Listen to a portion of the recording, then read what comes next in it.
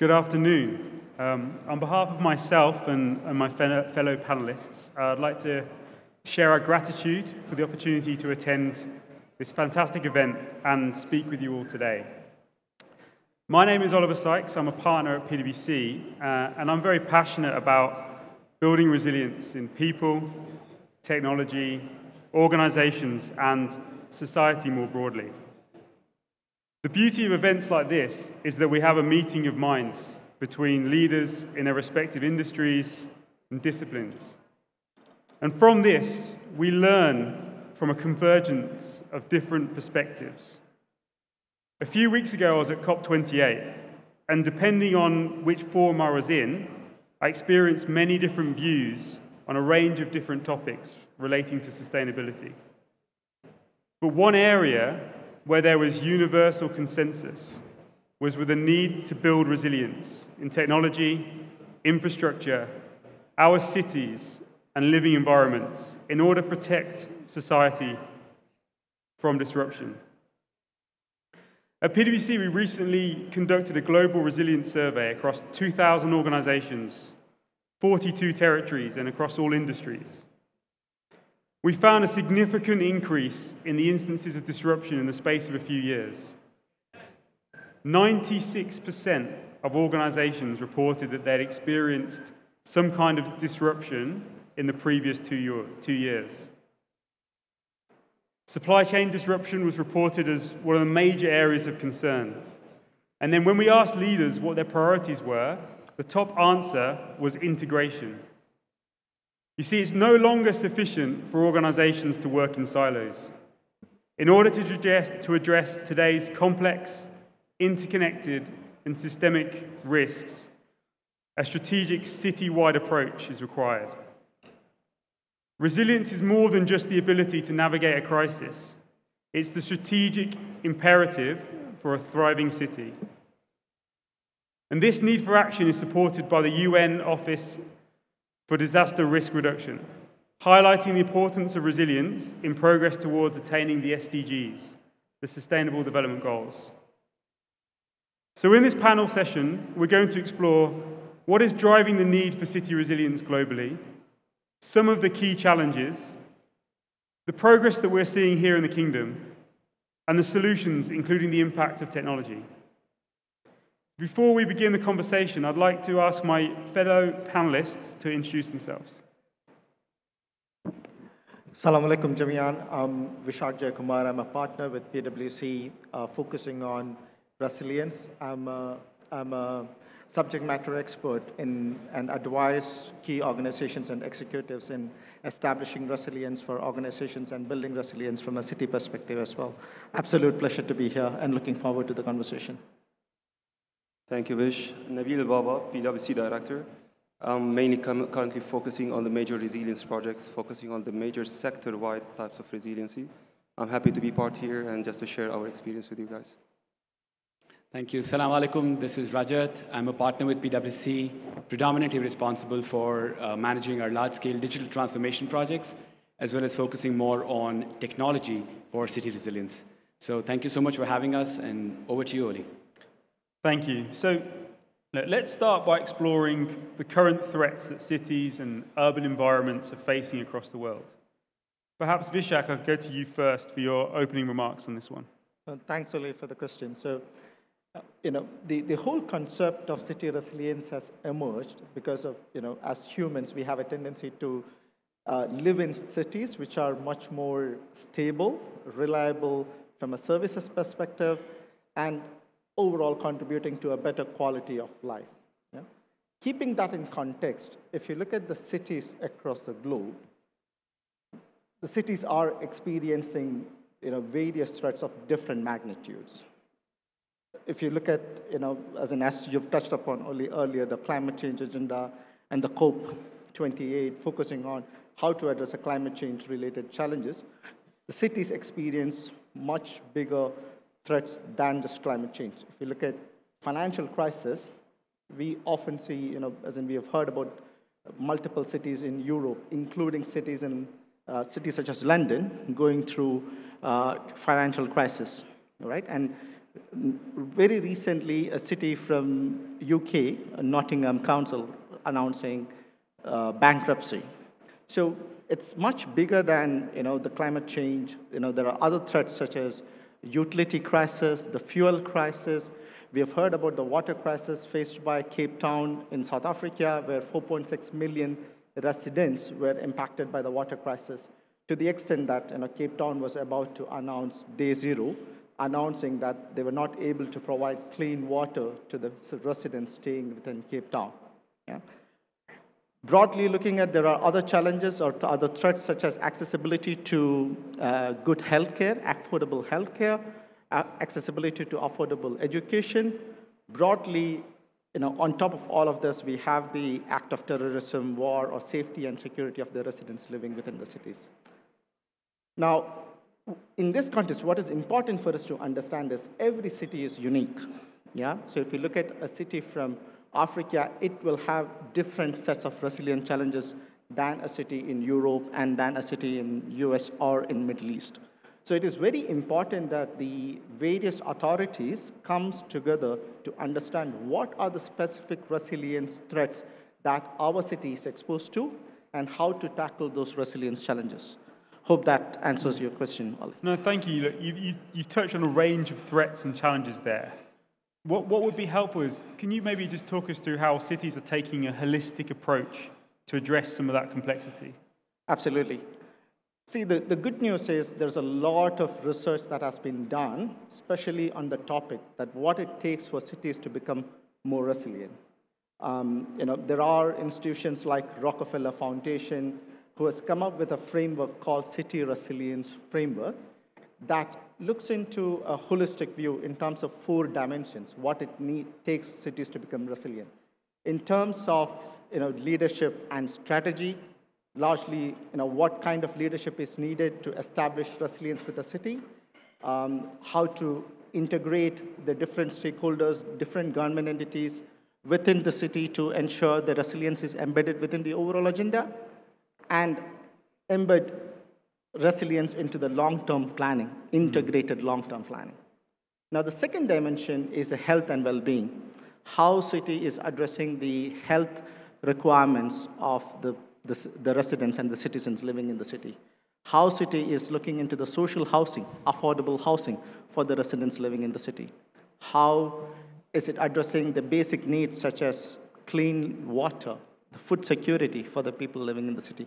So that are the dimensions which are largely covered as part of the health and well-being aspects. The third dimension was the economic and social related aspect. I've talked about financial crisis impacting cities in Europe, such as London, such as Nottingham, and other places, right? So financial stability or economic stability within a city is very much important, and that kind of drives the decision for citizens to take, is it a city that I want to live in? Is it a city that I want to migrate and settle myself as family? Or do we have to look at other options? So these are various dimensions, and last is the infrastructure and environmental dimension in terms of what is a transportation infrastructure, the communication infrastructure, the utility infrastructure within the city, how resilient are these infrastructures are, and why, lastly, the environmental part looks into how the city is prepared to deal with natural disasters, such as rains and floods. There's a big emphasis from United Nations on the level of preparedness of the cities and countries to deal with rains and floods and that kind of disasters, right? So these are broadly the 4 dimensions the City Resilience Framework looks into in addressing some of the bigger challenges. Okay, thanks. So look, let's dive a little bit deeper here. It's good to understand that we have these constructs in place to help cities build resilience. Nabil, perhaps you could help me just understand some more specific examples of the positive steps that we've seen cities taken against this resilience challenge from a global perspective. Sure, thank you, Ali. To start with, and capitalizing on what Vishak stated, each city will have its own disasters to manage. Each city will have its own risks to manage as well, because each city will be prone to different disasters. Looking at this fact, just checking, for example, Tokyo. Tokyo is always prone for earthquakes. In 1923, they faced a major earthquake that wiped out more than 100,000 casualties over there. Back then, until now, the city, and especially the authorities, are investing heavily in early warning systems, and it's ever evolving, and investing in the community engagement as well, to make sure that they're up to the standard, they know what they're doing, they're ready and prepared for such disasters. In addition to creating a tough building code that they enforced it on all the construction sites that's happening there to avoid such disasters or to be ready for it. Looking, for example, at Melbourne. Melbourne and Australia are always prone to floods and different types of disasters like fire, let's say. Looking at this angle, the authorities over there, they definitely invested in the infrastructure and urban designs, but their main investment was also in the community engagement. So in 2021, Australia, and specifically Melbourne, they faced a flood that lasted for weeks, and this is where the engagement of the community deeply were involved in managing such disasters on ground, helping the authorities to overcome such an issue. If you look at Rotterdam, the location of Rotterdam, as you all know, is below the city level, the sea level. So in 1950s, they faced a flood from the North Sea. They called it the North Sea flood. It also wiped out major areas of Rotterdam, and this is where the innovation started. They invested in the R&D, the research and development, to create adaptive technology and adaptive architecture to be able to control such floods and water management as well.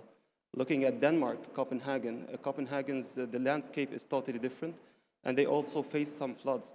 So their focus was on major climate resilience, focusing on green type of infrastructure over there just to overcome such issues. London, on the other hand, they invested heavily in the critical infrastructure and in the research and development for emergency and crisis management framework and preparedness. Definitely all of this impacted positively the public and private sectors as well. The public sector, at least they were effective governance. This helped them a lot to have proper effective governance on ground, to be able to respond properly. Enhanced type of emergency and crisis management preparedness, responsiveness, better infrastructure, enhanced architecture, that's always been the major issues behind any type of disaster such as floods and others. Definitely this helped in stabilizing the economy and attracting more investors on ground.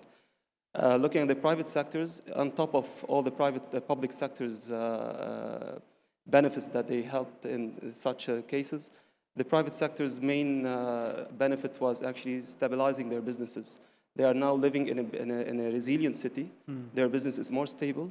They have a better business continuity, and now they're able to focus on innovating their business and taking it into the second steps and moving forward. This definitely will be capitalized to get more investors to invest in the private sectors as well, and creating some partnerships between the private and public sectors in the whole. Obviously, the ultimate beneficiary is the community itself. They are in a better position. They are living in a quality of life different than before. They have better healthcare system, public safety, transportation, definitely different infrastructures. And for me, the most important benefit for the community is because they will be engaged in this preparedness and disaster management, their maturity is actually now in a better place to be able to respond back and support the authorities and the city itself. Okay.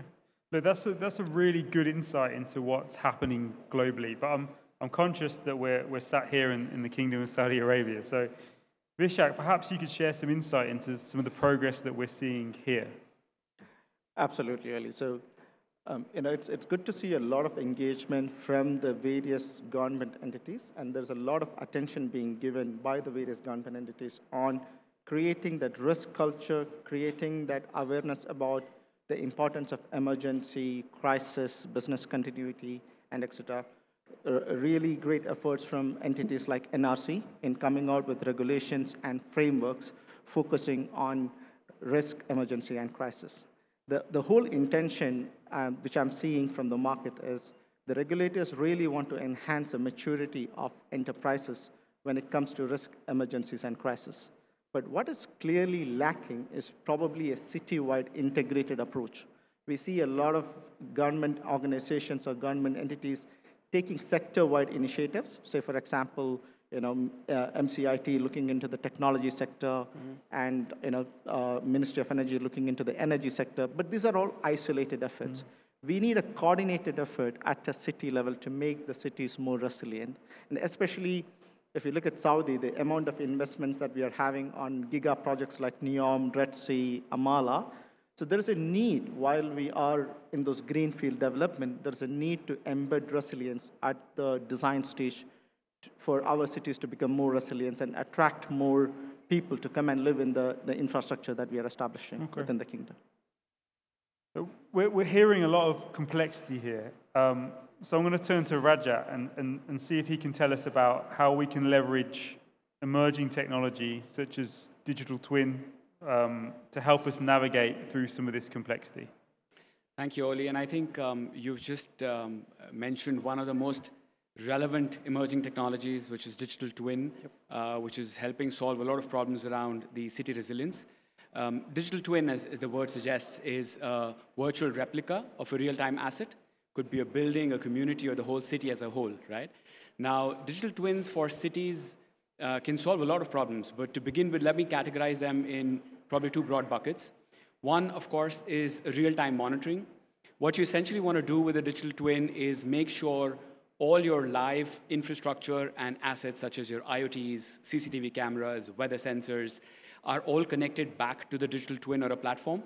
Now, what this enables you to do is to monitor the city operations real time. This could be your traffic status, could be your status of emergencies, how people are moving, how are gatherings happening. All of that helps you determine what's happening in the city real time. You could monitor it. You could understand what's happening in the city. Now, that's the basis. That's not very helpful when it gets to resilience or crisis management. But the next thing that the digital twin can enable is essentially running simulations and predicting events in a city, right? And which is where the whole managing of resilience comes into play. To give you an example, I could, for maybe the city of Jeddah, run a digital twin which accounts for all hydrological studies, the culverts, the drainage systems, the waste management, et cetera, which is all taken care of as underlying layers of data in the digital twin. And I could now simulate or predict any inclement weather, or maybe a flood, or maybe heavy rains. And this could help me understand how it will put the city at stake when an event happens, right? So I could predict where will the water be logged, what will happen with the traffic, how will I respond back, what are the routes that people should take and avoid. Now, several things. So this is one part of simulation, which is around maybe crisis management. There's several others. So you could talk about also using your resources more relevantly. How do I collect waste in the city? Now, the entire route that your vans take for waste management could be planned, monitored, optimized on a digital twin. You could have another use case of emergency management or emergency crisis management. How will I respond to a certain level or crisis that happens in the city? And you could plan so many things. You could predict things. You could also understand how your infrastructure or the street furniture would wear out. How are people using it? When are the buses traveling? What is the most optimal time to avoid pollution on streets? You could simulate so many things. There are hundreds of use cases you could run, which help make the right decisions for becoming more resilient as a city. And one of the added advantages that we've also seen globally, maybe in cities like Seoul and Singapore, is the whole community engagement. We're looking at how people now absorb this as a single source of truth to understand how the communities would react in case of crisis. And it helps them become more resilient because people would know this is coming, they would know how to plan for it, and then they start trusting the system because they know that the resources and the authorities would have managed this much, much better. So, short answer to your question, I think digital twin has now become as a benchmark for planning and for dealing with city resilience, and we're going to see a lot of it being adopted by several cities, including several here in Saudi Arabia. Okay. So while we're on the topic of technology, it would be good just to go into some different versions of how we can tackle this resilience challenge. So to you, how important is the role of emergency and crisis command centers and early warning systems in enabling resilience? Oh, excellent. I'm glad that you asked. Now, emergency response or command centers are essentially, have been around for quite some time. Yeah. But there's been an evolution from command centers just being a state-of-the-art room for monitoring CCTV cameras to where they are now, where they moved up the ladder to become more cognitive, become predictive. Now, command centers today are essentially a space where all your information or sources of truth and your data resides at one place for you to take intelligent decisions. And they've now become hyper-personalized, even at a city level. So a command center today could predict what's going to happen, could help you guide and understand what are the right SOPs or concepts, or I would say ConOps, for you to follow to deal with a certain level of crisis. To give you a quick example, maybe we predict that there is a large aggregation of people in a certain set of area in a city. Now, this could just seem normal because there are, people are gathering for maybe celebrating or it's a national day or whatever. But the command center, being predictive in its nature, could guess what would happen next. If a certain degree of traffic or people are accumulated in an area, it could predict which are the roads that could get choked.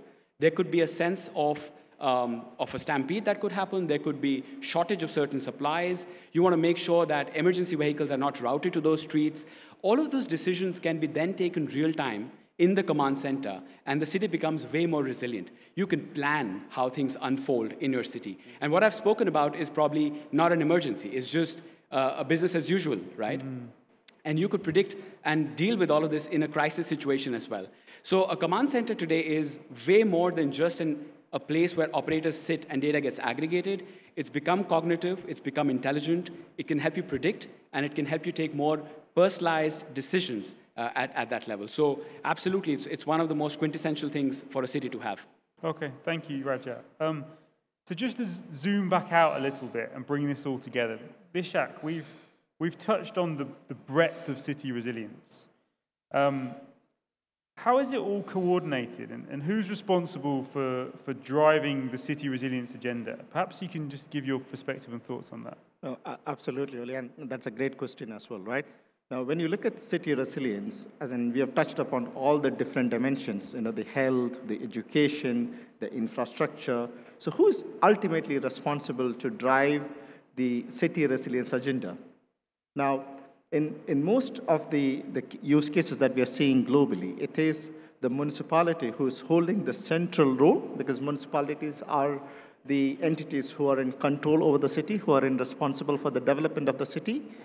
While municipality takes a central role, they take an integrated approach to involve all the other relevant stakeholders, engage with them to ensure that they create an ecosystem where they engage with the other people to ensure that they are equally part of establishing resilience from a city perspective.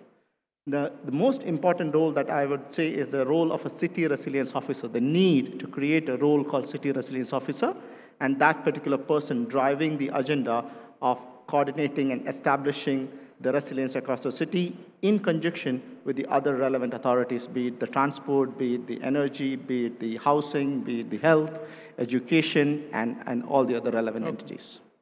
Thank you, Vishak. I think we're coming to the end of our session now. So thank you, Vishak. Thank you, Nabil and Rajat, for your inputs. I hope that you all found that insightful. We're here for the remainder of the day, so if you have any questions, please come and find us. Thank you very much. Thank you. Thank you.